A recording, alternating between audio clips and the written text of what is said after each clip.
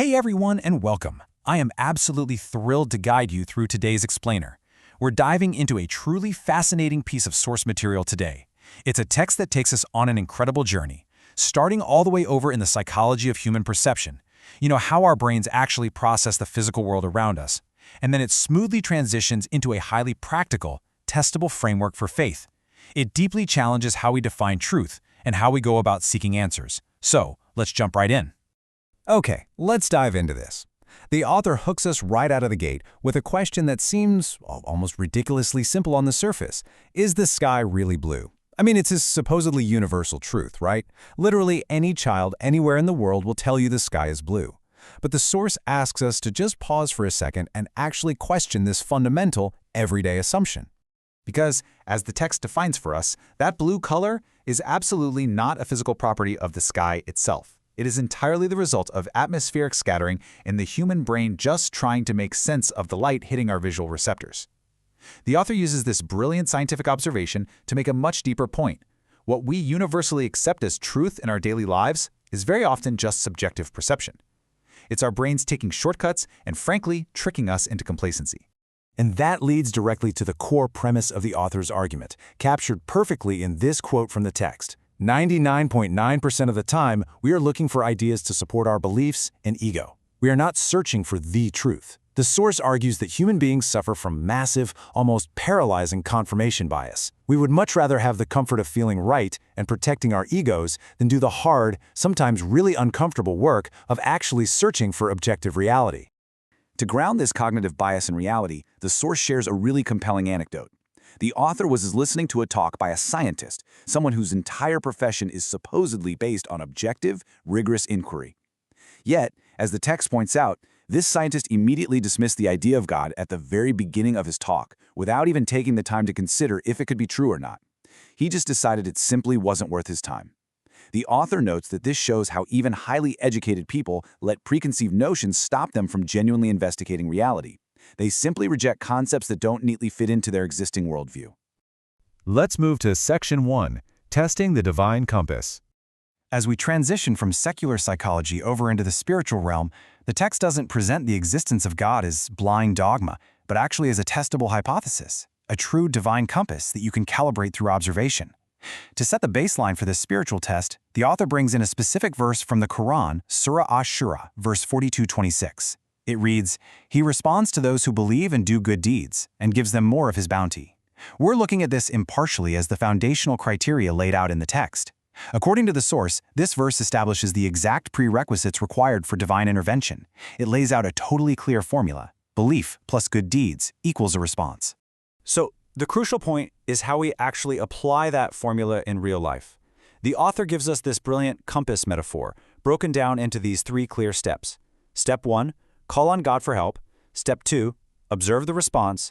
And step 3, and this is the real paradigm shift here, if there is no response, it doesn't mean the overarching system is broken, it means you need to recalibrate your personal compass. The source suggests that a lack of divine response is simply feedback indicating that your settings, your beliefs, or your track record of good deeds just aren't aligned correctly.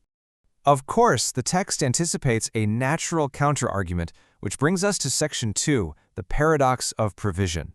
Because the glaring question raised by the author is this: if believers are constantly being helped by God, why does it seem like those who completely ignore him are having the best time ever? The source answers this paradox theologically, using the very next verse in the text, Surah 42:27. If God were to grant his abundant provision to all his creatures, they would act insolently on earth, but he sends down in due measure. The text argues that limitless provisions inherently lead to human arrogance and insolence. Therefore, wealth and earthly provisions are distributed in careful, calculated measure by a watchful creator, regardless of a person's immediate spiritual status or belief system. Everyone gets their portion. But the author notes that the true test of this compass isn't during the good times when everyone is getting their due measure. It's when a real crisis hits. Look at this stark contrast the text presents regarding how different worldviews handled being deeply in trouble. The source observes that non-believers often just give up because they literally have nothing to hang on to, no anchor in the storm, versus believers who, having a calibrated compass, call upon God and, according to the author's framework, receive answers and support to pull them through. This brings us to Section 3, Geography versus Good Deeds. Now, what's really interesting about this is how the text boldly challenges a widely held assumption, the idea that spiritual connection requires traveling to specific, holy locations. Let's look back at those prerequisites we discussed just a few moments ago. What are the core requirements for God's response according to the text? 1. Believe in God. 2. Do good deeds. Notice what is glaringly absent from that list? A zip code, a flight itinerary. The author emphasizes that geographic locations, specifically holy cities like Makkah or Madina, are completely absent from the required criteria for answered prayers.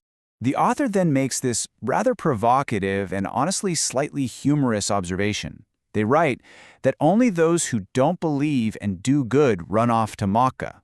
Why? Well, the author playfully suggests it's because God is not responding to them right where they currently are. Because their personal compass is broken in their hometown, they desperately travel seeking miracles, fundamentally misunderstanding that the core issue is internal character, not external location. But hey, the text acknowledges human nature. What if you are already in deep trouble, your compass is currently way off, and you desperately need a response right now? The author outlines what they call a clever workaround. Step 1. Find other people around you who actively believe and do good. Step 2. Ask them to pray for you. Step 3. Benefit from their properly calibrated compass. The source suggests you can essentially increase your statistical odds of a divine response by outsourcing your prayers to those who have already put in the foundational work. And this brilliantly illustrates the author's bold and definitive conclusion on the entire matter. Quoting directly from the source, honestly, I don't remember any verse in the Quran that says God answers prayers in Makkah or Medina. The text makes a compelling, text-based argument that spiritual connection and divine response are entirely about your personal character, your belief, and your actions, not your physical geography. Which brings this entire explainer home to a highly practical takeaway. We really shouldn't wait for the crisis to hit to try and build this connection or frantically look for a workaround. The source advises that ideally, during normal, everyday times, we should actively strive to be those who believe and do good. By doing this work now, we build our spiritual foundation in advance, ensuring that when the difficult times inevitably arrive, we already know exactly where to turn and our compass is already perfectly calibrated. It's such a powerful framework that challenges us to look deeply inward rather than outward for our truths. Which leaves us with one final crucial question based on today's source material for you to ponder.